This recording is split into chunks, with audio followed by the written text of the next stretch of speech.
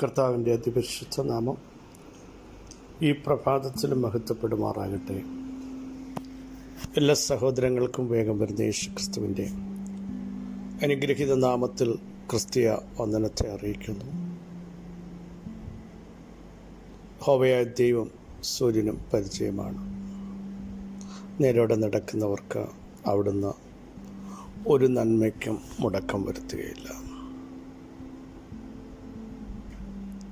വിത്ത് കട്ടകളുടെ ഇടയിൽ കടന്ന് ഞെരുങ്ങി, പാണ്ഡികശാലകൾ ശൂന്യമായി, ക്ഷാമം കൊടുമ്പിരി കൊണ്ടപ്പോൾ ജനം അനുതാപത്തോടും പ്രാർത്ഥനയോടും ഉപവാസത്തോടും കരച്ചിലോടും കൂടെ വസ്ത്രങ്ങളെയല്ല ഹൃദയങ്ങളെ കീറിക്കൊണ്ട ദൈവമുമ്പാകെ തങ്ങളെ തന്നെ സമർപ്പിച്ചപ്പോൾ തൻ്റെ ജനത്തിൻ്റെ പ്രാർത്ഥന ദൈവം കേൾക്കുകയും ദേശത്തിനു വേണ്ടി ദൈവം തീഷ്ണത കാണിക്കുകയും തൻ്റെ ജനത്തെ ആദരിക്കുകയും ചെയ്തു. നഷ്ടപ്പെട്ട അതേ ഇടത്ത് ഇരട്ടിയായി അവകാശം നൽകി. അത്ഭുതകരമായി പ്രവർത്തിക്കുന്ന ദൈവത്തിൻ്റെ മഹത്വം കാണാൻ തൻ്റെ ജനത്തെ ദൈവം ഇടയാക്കി. എന്നിട്ട് പറയുന്നു, എൻ്റെ ജനം ഒരു നാളിൽ ലജ്ജിച്ചു പോകുകയില്ല. അവരോട് ചോദിക്കുന്ന ഒരു ചോദ്യം, നിങ്ങളുടെ ദൈവം എവിടെ? അനേകർ ചോദിക്കുക. അവിടെയാണ് ദൈവം പറഞ്ഞത്, ഞാൻ എൻ്റെ ജനത്തിൻ്റെ നടുവിലുണ്ട്. നീ പ്രാർത്ഥിച്ചിട്ട് എന്തായി?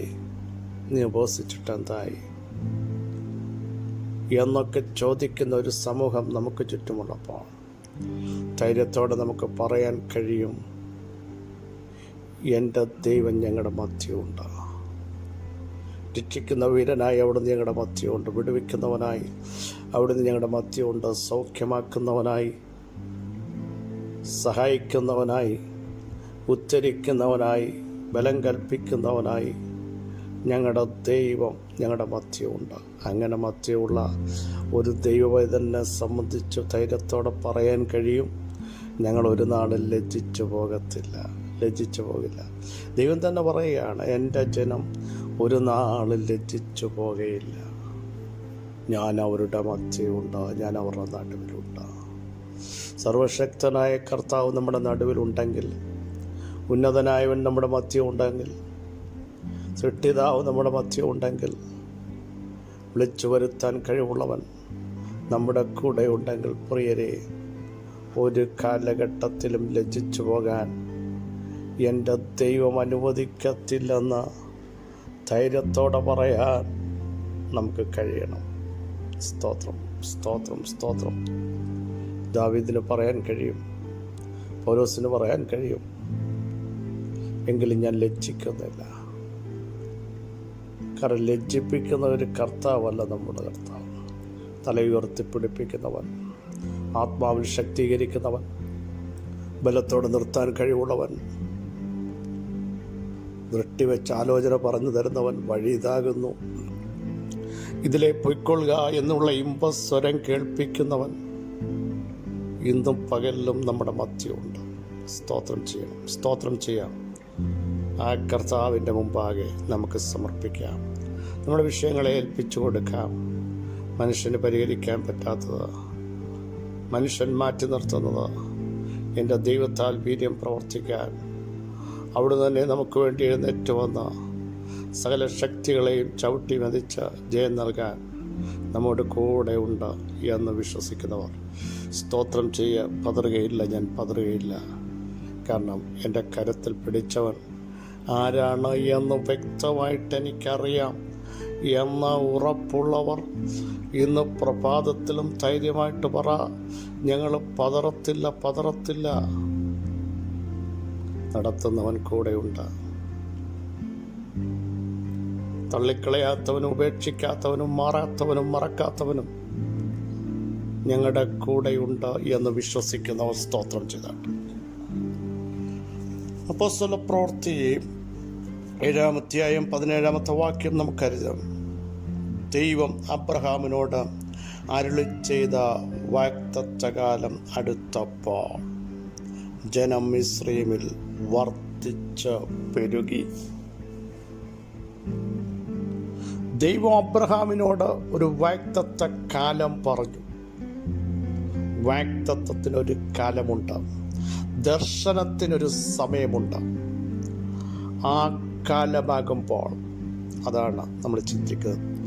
വാഗ്ദത്തത്തിൻ്റെ കാലമായപ്പോൾ, ദൈവത്തിൻ്റെ വാഗ്ദത്തത്തിൻ്റെ അരുളപ്പാടിൻ്റെ പൂർത്തീകരണത്തിൻ്റെ സമയം ആയപ്പോൾ അബ്രഹാമിനോട് പറഞ്ഞു, 400 സംവത്സരം കഴിഞ്ഞ് ഈ ജനം പുറപ്പെട്ടു വരും, ഇവരുടെ പ്രവാസം കഴിയും, അടിമശക്തികളെ തകർത്തുകൊണ്ട് ആ ജനത്തെ ഞാൻ പുറപ്പെടുവിക്കും. എന്നാൽ ഈ വാഗ്ദത്തം കേട്ട കുറെ വർഷങ്ങൾ കഴിഞ്ഞപ്പോൾ ജനത്തിൻ്റെ അകത്ത് സംശയം വരാൻ സാധ്യതയുണ്ട്.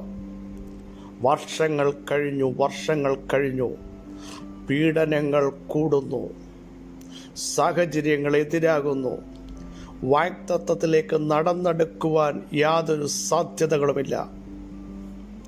പ്രതീക്ഷകൾ അസ്തമിച്ചു, ഫറവോന്റെ കാഠിന്യം കൂടിക്കൊണ്ടിരുന്നു, ജനത്തിൻ്റെ സ്വസ്ഥതയെ കെടുത്തി. സങ്കടപ്പെട്ടും കരഞ്ഞും വേദനിച്ചും ശക്തി ചോർന്നുപോയ നിമിഷം ഒന്നാലോചിച്ച് നോക്കൂ. പക്ഷേ വാഗ്ദത്തത്തിൻ്റെ റൈറ്റ് ടൈം അടുക്കും തോറും ജനം വർദ്ധിക്കാൻ തുടങ്ങി. എവിടെ നീ തകരുമെന്ന് പറഞ്ഞോ, എവിടെ നിന്റെ വാഗ്ദത്തത്തെ മൂടപ്പെട്ടുവെന്ന് പിശാച് അവകാശവാദം പറയുന്നു, അവിടെ നീ തകരില്ല, അവിടെ നീ വർദ്ധിക്കും. പുറപ്പാട് പുസ്തകത്തിൽ നമുക്കറിയാം, ജനം പീഡിപ്പിക്കും തോറും വർദ്ധിച്ചുകൊണ്ടിരുന്നു. പ്രിയ സഹോദരങ്ങളെ, വാഗ്ദത്തത്തിൻ്റെ കാലം അടുക്കുമ്പോൾ പീഡനവും ശക്തമാകും, എതിർപ്പുകളും ശക്തമാകും, വെല്ലുവിളികളും പാരമ്യത്തിലെത്തും. പക്ഷേ ദൈവം നിന്നെ വർദ്ധിപ്പിക്കുന്ന സമയമാണ്. എന്തിനാണ് വർദ്ധിപ്പിക്കുന്നത്? വാഗ്ദത്തത്തിലേക്ക് നീ പ്രവേശിപ്പിക്കാൻ സമയമായി.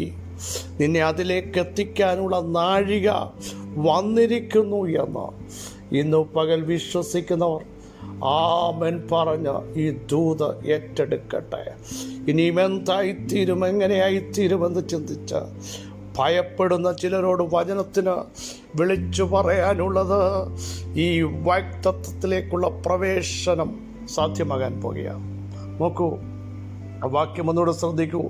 ദൈവം അബ്രഹാമിനോട് അരുളി ചെയ്ത വാഗ്ദത്തകാലം അടുത്തപ്പോൾ, പ്രിയ സഹോദരങ്ങളെ, നിങ്ങളോടും നിങ്ങളുടെ കുടുംബത്തോടും നിങ്ങളുടെ മിനിസ്ട്രിയോടും തലമുറകളോടും വ്യക്തിപരമായി പറഞ്ഞ വാഗ്ദത്തകാലം അടുക്കുമ്പോൾ ഒരു വലിയ ആത്മിക വർധന, അഭിഷേകത്തിൻ്റെ ഒരു വർധന ഈ ദിവസങ്ങൾ ഉണ്ടാകാൻ പോകുന്നു.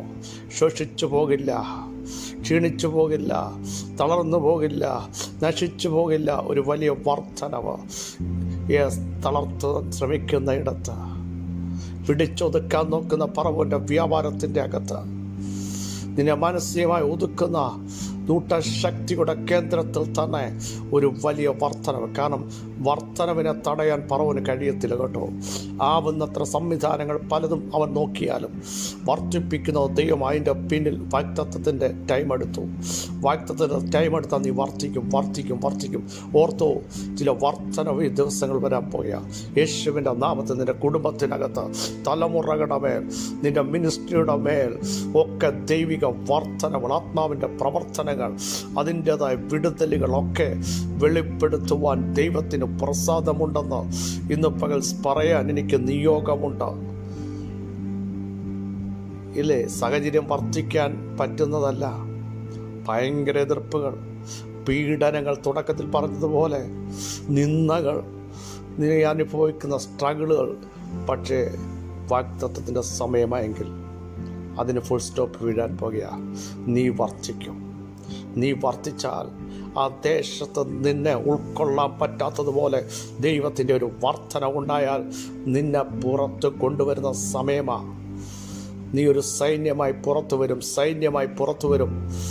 ഇസ്രായേൽ ഒരു സൈന്യമായി മാറിയതുപോലെ ആയുധങ്ങളൊന്നുമില്ലാതെ, കുതിരയില്ലാതെ, രഥമില്ലാതെ അവരുടെ മേൽ സൈന്യങ്ങളുടെ ദൈവമായ യഹോവയുടെ മഹത്വം ഇറങ്ങി വന്നപ്പോൾ അവരൊരു സൈന്യമായി നിവർന്നു നിന്നതുപോലെ ഈ പകലിലും തൻ്റെ ജനം ഒരു സൈന്യമായി നിവർന്നു നിന്ന് ദൈവത്തിൻ്റെ പ്രവർത്തികളെ വർണ്ണിക്കാൻ, ദൈവത്തിൻ്റെ ശക്തിയെ വിളിച്ചു പറയാൻ ഒരു വർധനവ് നിങ്ങളുടെ കുടുംബ ജീവിതത്തിൽ ദൈവം നൽകാൻ പോകുന്നു.